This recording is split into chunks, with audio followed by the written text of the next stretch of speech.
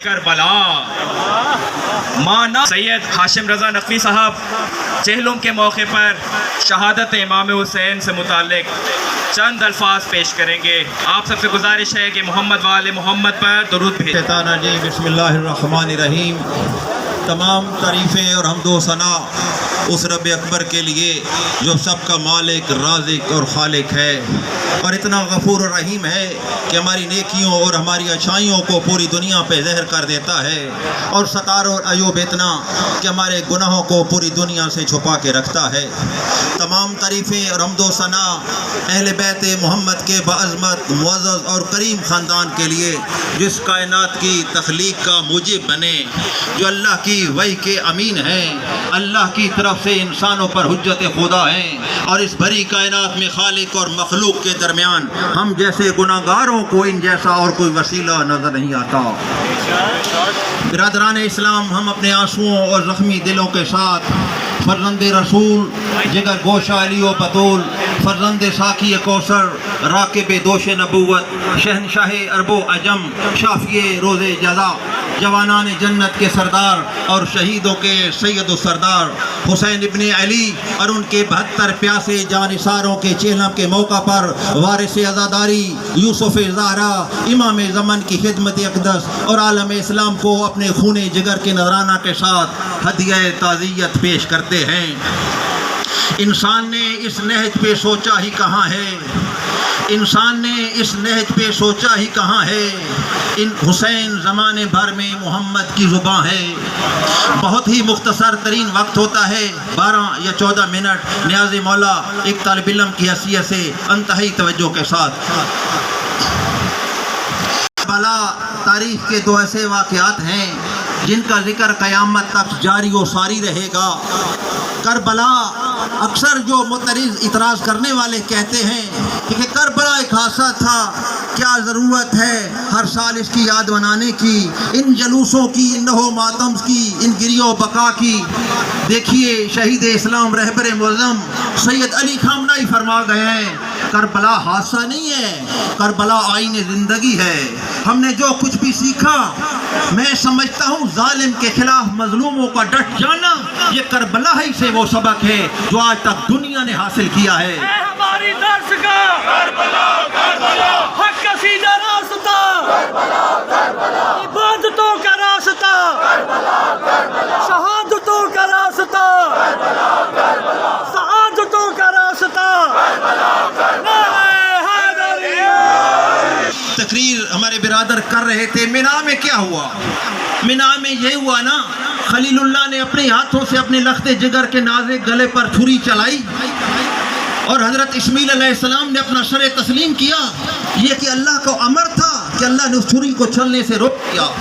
اور حضرت ہاجرہ جس نے پانی کے لیے وہ صفا و مروہ دوڑ سائی کی، تو آج تک ہمارے لیے ہر صاحب حیثیت پر حج بھی واجب ہے، صفا و مروہ وہ سعی بھی واجب ہے، اور ہر صاحب حیثیت پر قربانی بھی واجب ہے.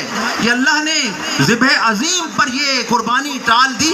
تو اسی طرح 61 ہجری میں ہم لوگوں کو 61 ہجری کا پورا واقعہ تو سناتے ہیں، ریفریش کرتے ہیں.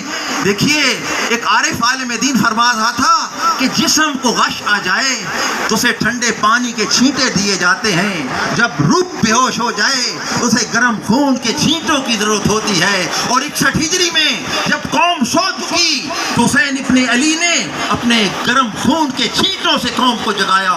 61 ہجری میں کیا ہوا ہم دنیا والوں کو بتاتے ہیں کہ 61 ہجری میں جب اسلام بنی امیہ کی شفاق نسل کے خونی پنجوں میں سسک رہا تھا، اور باطل اسلام ہی کی نقاب پہن کر اسلام ہی کو مٹانے کے لیے منبر دمشق پر توہین رسالت کر رہا تھا، حلال محمد کو حرام محمد اور حرام محمد کو حلال محمد قرار دے رہا تھا، تب اسلام کی نگاہیں وارث رسول حسین ابن علی پر مرتکز ہو کر رہ گئیں.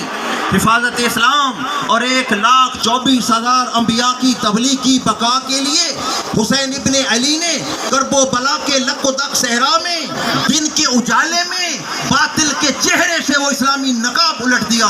देखें जिस तरह आज दुनिया में हर जीतने वाली पार्टी के साथ लोग शामिल हो जाते हैं, उस वक्त भी मसलहतन इस्लाम कबूल करने वाली वो अबू सुफियान की हुकूमत जिसने इस्लाम का मैं समझता हूँ 1,24,000 अंबिया की तबलीग का, अगर हुसैन इब्ने अली उस वक्त कुर्बानी ना देते तो आज हम तक इस्लाम मोहम्मदी ना पहुँचता।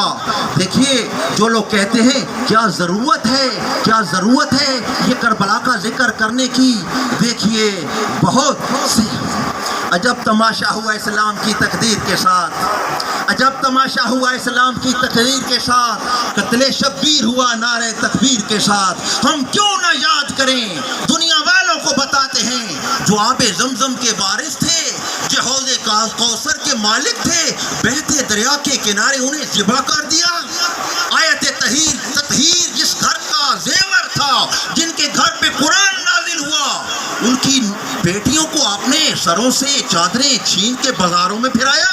हम क्यों ना दुनिया वालों को कर, देखिए एक आरिफ आलिम दीन फरमा रहे थे कि हुसैन और करबला दो ऐसे नाम हैं कि जिन्होंने हुर्रियत की शमें मुसलमानों की सदियों की स्याह तारीख में जला रखी है। और आज भी दुनिया वालों 57 इस्लामी मुल्कों में आपने ईरान को देखा, दुनिया वाले जिसे आप तो बड़े बड़े कह उठे हैं कि हम जिन्हें काफर समझते थे वही तो हकीकी इस्लामी भाई निकले।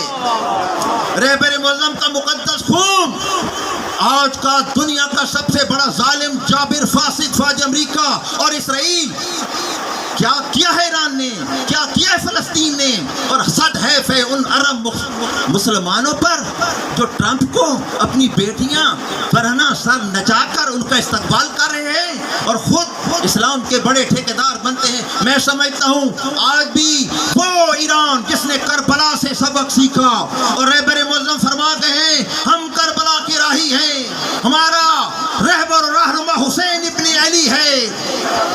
हम जालिम के सामने हमारे सर कट तो सकते हैं मगर झुक नहीं सकते। देखिए एक और आरिफ आलिम दीन फरमा रहे थे, मुर्दा कौमों को जगाना हो तो करबला वालों का नाम लो। जब मुर्दा कौमों को जगाना हो तो करबला वालों का नाम लो। जब रूह दम तोड़ने लगे तो हुसैन को पुकारो। जब हाथों की हरकत खत्म हो जाए तो हुसैन को पुकारो। जब मौत से डर लगने जाए तो हुसैन को पुकारो। जब कैदो बंद से डरने लगने लगे तो अली ज़ैनुल आबिदीन को पुकारो। जब दुश्मन का दरबार हो तो अकीला बनी हाशिम के खुतबों की गूंज सुनो। अज़ीज़ान मोहतरम, पैगंबर इस्लाम ने अपनी उम्मत को यही नसीहत और वसीयत तो फरमाई थी कि मैं तुम्हारे दरमियान दो चीज़ें छोड़ के जा रहा हूँ, एक कुरान और दूसरी मेरी इतरत यानी अहल बैत। इन दोनों से कभी भी तमस्सक न छोड़ना क्योंकि हौज़े कौसर तक ये मेरे साथ रहेंगे। पैगंबर इस्लाम ने बड़े वाज़ेह तौर पर फरमाया, दुरूद पढ़े मोहम्मद व आले मोहम्मद पर। इस्लाम ने फरमाया मेरे बाद मेरे वसी अली के कदम चूमना, मेरे बाद मेरी इकलौती दुख्तर ज़हरा की चौखट पर सर झुकाना, मेरे बाद जवाना ने जन्नत के सरदार हसन का दामन पकड़ना, मेरे बाद हुसैन उमिनी व अना मेरा हुसैन से इश्क करना। क्या उम्मत ने अपने नबी की वसीयत और नसीहत पर अमल किया? हम तो लोगों को यही बार बार मुतवज्जो करते हैं कि उम्मत ने बाद पैगंबर अली के कदम चूमे, अली को मस्जिद कूफा में बेदर्दी से शहीद कर डाला। क्या उम्मत ने हसन का दामन पकड़ा, हसन के जनाजे पर तीरों की बरसात कर दी? क्या उम्मत ने ज़हरा की चौखट पर सर झुकाया जो उस चौखट को? क्या उम्मत ने हुसैन से इश्क किया जो हुसैन की लाश को घोड़ों के सुम्बों से पामाल कर दिया? क्या यही अजर रिसालत था?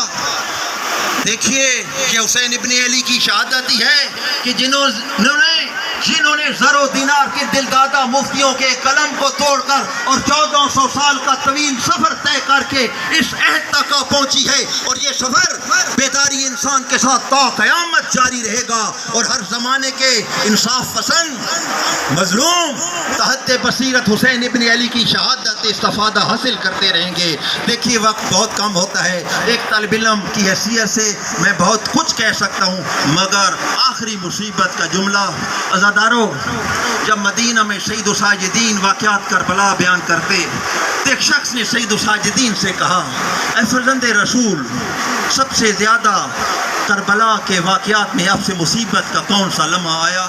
عزادارو، سید الساجدین کے اصغر کا نام نہیں لیا، سید الساجدین نے قاسم کا نام نہیں لیا، سید الساجدین نے اکبر کا نام نہیں لیا، سید الساجدین نے عباس علمدار کا نام نہیں لیا، سید الساجدین نے اپنے بابا کے پیاسے لبوں سے جاری ہونے والا جملہ حل من ناصر ینصرنا کی صدا اس کا نام نہیں لیا۔ سید الساجدین نے فقط یہی کہا، الشام الشام، عزادارو یہ شام ہی تھی جس نے بنی ہاشم کی کمر توڑ کے رکھ دی، یہ شام ہی تھی نبی کی بیٹیوں کو برہنہ سر بازاروں میں پھرایا گیا، یہ شام ہی تھی جس علی کی بیٹی نے یزید جیسے فاسق فاجر سے ہم کلام ہونا پڑے۔ آپ بے شک ان کو امونٹی دے سکتے ہیں کہ جس نے ممبر رسول پہ یزید کو بٹھایا، ہم اس کو کبھی امونٹی نہیں دے سکتے۔ دیکھیے ساقی کوثر کے بیٹے کو بہتے دریا کے کنارے پیاسا مار دیا، ہم کس طرح زندہ ہیں، ہم دنیا والوں کو یہی بتا رہے ہیں، ہماری ہزاروں جانیں قربان ہو اولاد فاطمہ پر، ہماری ہزاروں جانیں قربان ہو، ہمارے لاکھوں سلام ہو سید الساجدین علی زین العابدین پر کہ جنہیں مریم کربلا کے ساتھ الحافظ والحفیظ کی ستائیں دینے والی پھوپھیوں کے ساتھ نانا کے دین کی بقا کے لیے شرابی کے درباروں اور بازاروں میں پھرایا گیا۔ کسی